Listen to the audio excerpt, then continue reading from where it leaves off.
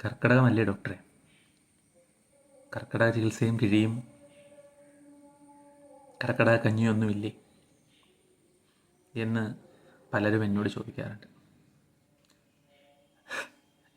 എനിക്ക് ഒരു സംശയം അപ്പോൾ വരുന്നത്, ശരിക്കും ഈ ഒരു കർക്കിടക മാസത്തിൽ മാത്രം ചെയ്യേണ്ട ഒരു കാര്യമാണോ ആരോഗ്യ സംരക്ഷണം?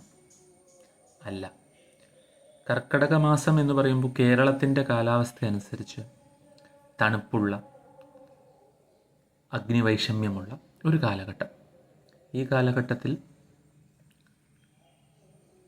ദൂഷ്യങ്ങൾ എല്ലാം അതിൻ്റെ പാരമ്യതയിലായിരിക്കുന്നതിനാൽ ചികിത്സിക്കാനും ആ ചികിത്സ നന്നായി ഫലിക്കാനും വകുപ്പുണ്ട്. അപ്പോൾ ചോദിക്കും, മഴക്കാലമാണോ ഒരു ചികിത്സയ്ക്ക് നല്ലത്? തീർച്ചയായും മഴക്കാലം ചികിത്സയ്ക്ക് നല്ലതാണ്. പക്ഷേ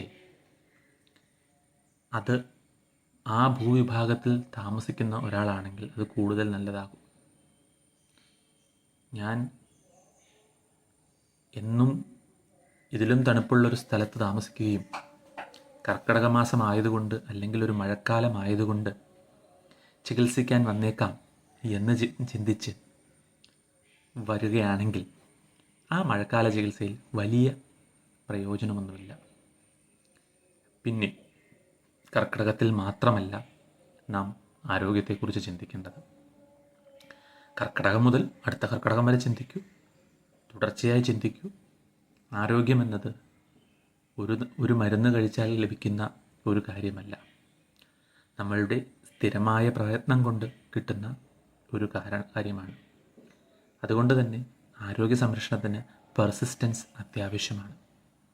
ഏതെങ്കിലും ഒരു ഡോക്ടറിൻ്റെ അടുത്തോ ഏതെങ്കിലും ഒരു വൈദ്യശാലയിലോ പോയി കുറച്ച് മരുന്ന് കഴിച്ചാൽ ലഭിക്കുന്ന ഒരു സാധനമാണ് ആരോഗ്യമെങ്കിൽ പണ്ടേ നാം എല്ലാം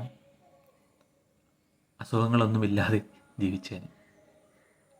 ഞാൻ ഡോക്ടർ സതീഷ്, ശങ്കരകൃപ ആരോഗ്യ നികേതനം, ചുനക്കരയിൽ നിന്നും. Thank you.